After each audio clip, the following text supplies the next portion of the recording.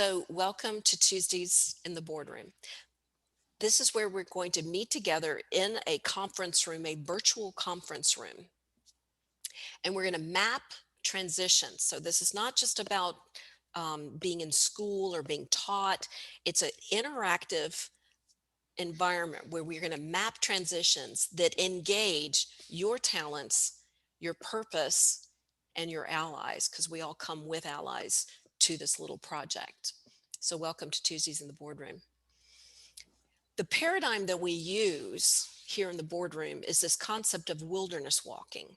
How do we leverage the wilderness and have it be a transition that guides us? I really lean into an author, William Bridges, and we'll be talking about this book later, but a fabulous book that everybody in this group should at least thumb through, go read a summary of, watch on YouTube, because it's a good concept to help guide or put guardrails for for this experience. He says it isn't the changes that do you in, it's the transitions. Change is not the same as transition. Change is situational. It's the new site, it's the new boss, it's the new team roles, the new policy, the new being jobless, the new gig. Transition is the psychological process people go through to come to terms with the new situation. Change is external, transition is internal. So we're going to be supporting not just the external. You can go hire lots of people to help you with all of the external circumstances. It's the transition internally that's going to be where you can take some power. And that's what we're going to be grappling with here.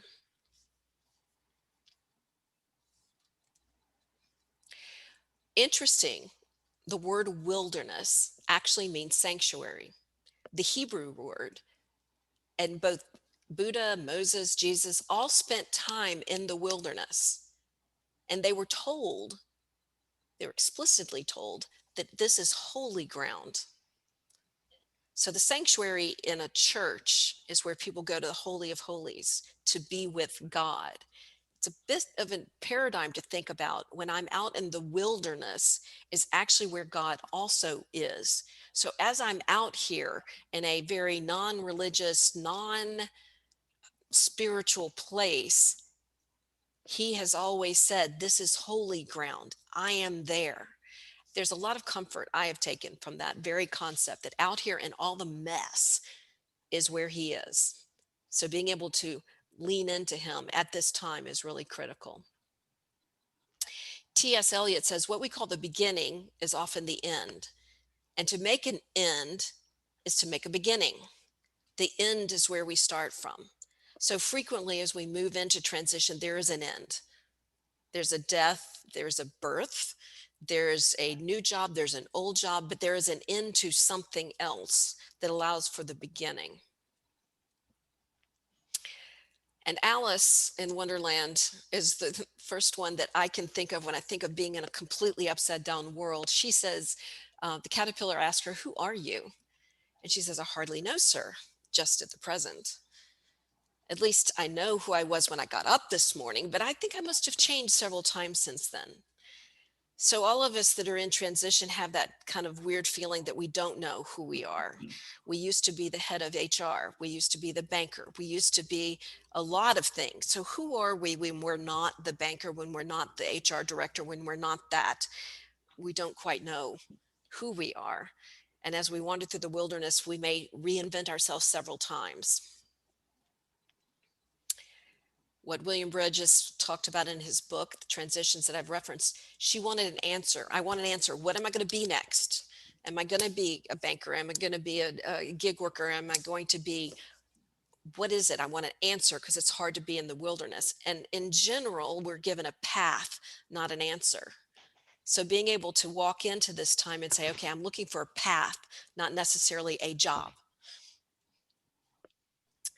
Ralph Waldo Emerson said, not in his goals, but in his transition, man is great. People can make a lot of very ambitious goals, but how they deal with change along the way is going to be the measure of a man or a woman. The first piece is to know that we need to have structures in the wilderness. When the Israelites left Egypt, first of all, at first, when there was a leaving of Egypt, there are all kinds of plagues. And I've worked with a lot of people in transition where we start talking about all the plagues that happened in that job before it was finally ended. Then there's the going through the water's parted, and you go into the wilderness, and the water comes back such that you can't go back to Egypt. And the Israelites really wanted to go back sometimes because at least the devil that I know, right? I knew that horrible boss. I knew that horrible situation. At least it was familiar. In the wilderness, it's all new and it's kind of discombobulating. So understanding that it's our job to find structures in the wilderness. One of your structures in the wilderness is actually coming to the boardroom every week. That's a structure that you can put into your wilderness that gives you touch points. They're tools that we will be discussing in this structure that will also provide some of the structure that's needed in the wilderness. Understanding that these tools frequently will serve us, they're not here to define us. So as we get comfortable with all the new technology tools, etc., the key is to understand these tools are here to help us.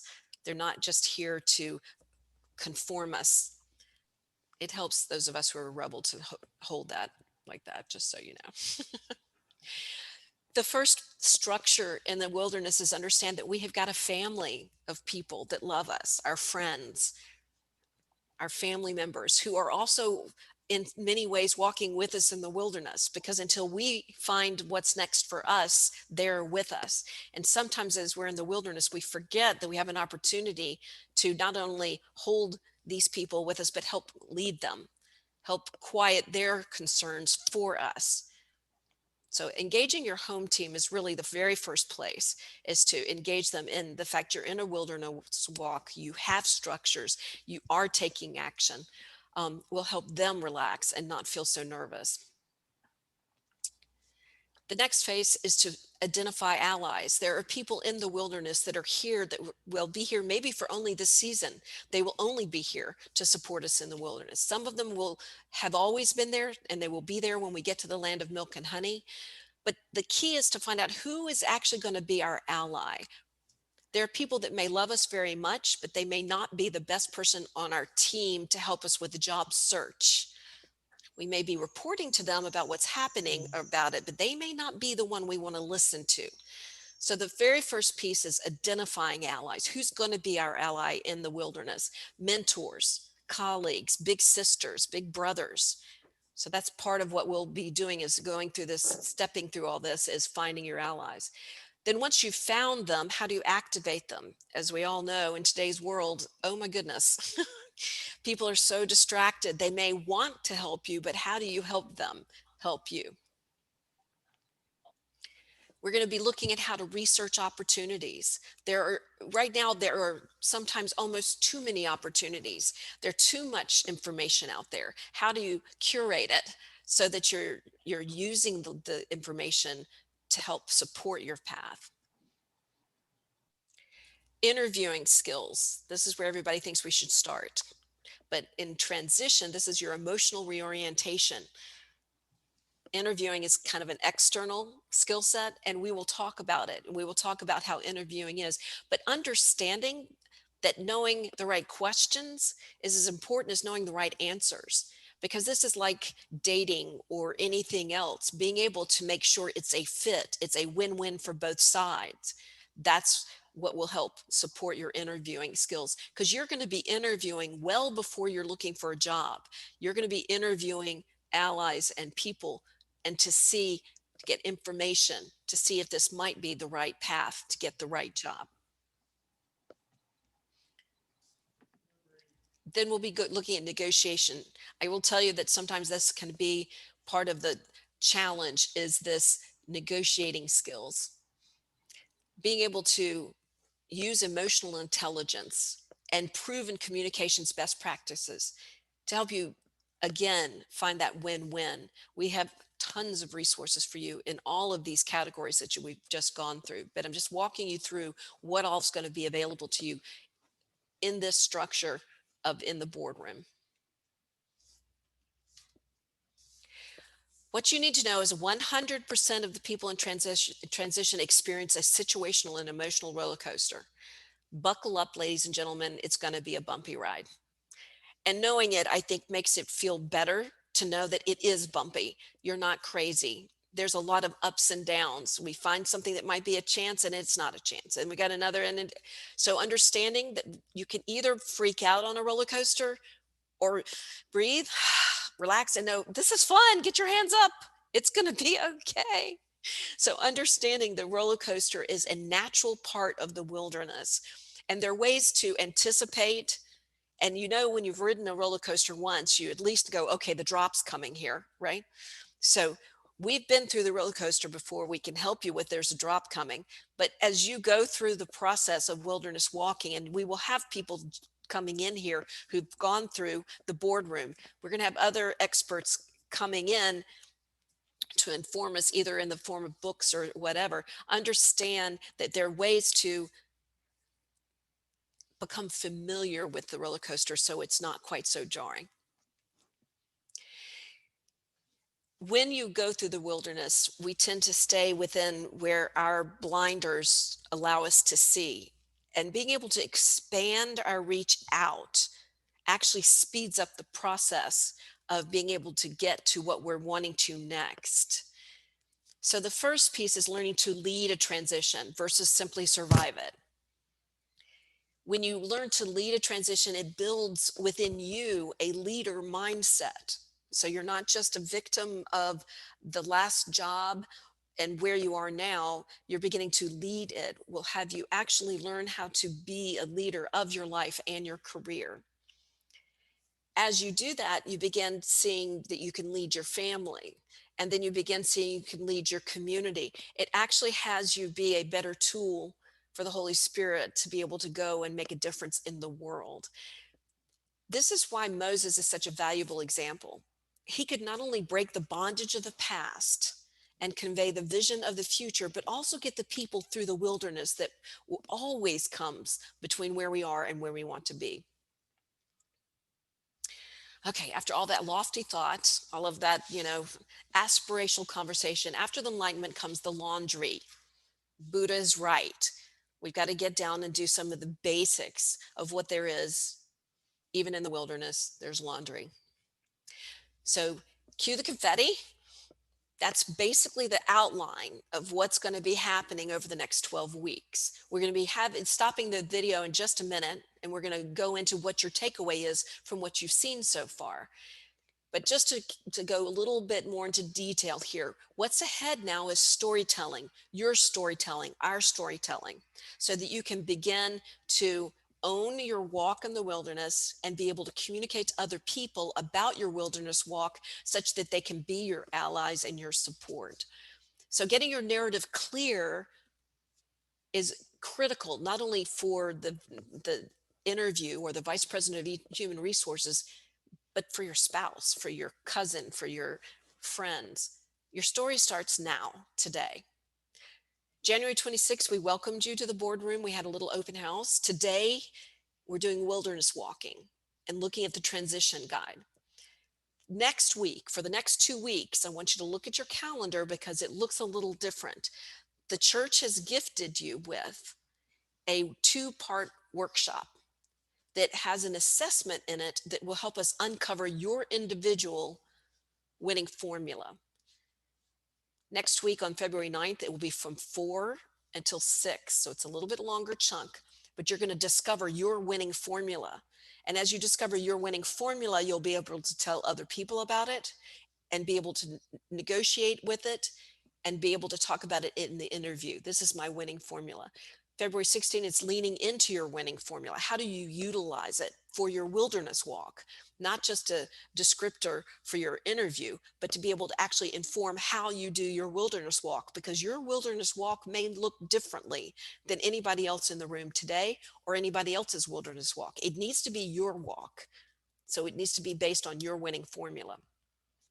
February 23rd, we'll go back to the 1 hour format of 4 to 5, and we'll be talking about how do you map in the wilderness? How do you make a map when there are no guideposts? It can be done. We'll show you how to do that. On the 2nd of March, we'll be going into a capability statement and a marketing plan. We'll use your winning formula and really craft what are you capable of? And then how do you market that? A lot of this will help you with your resume.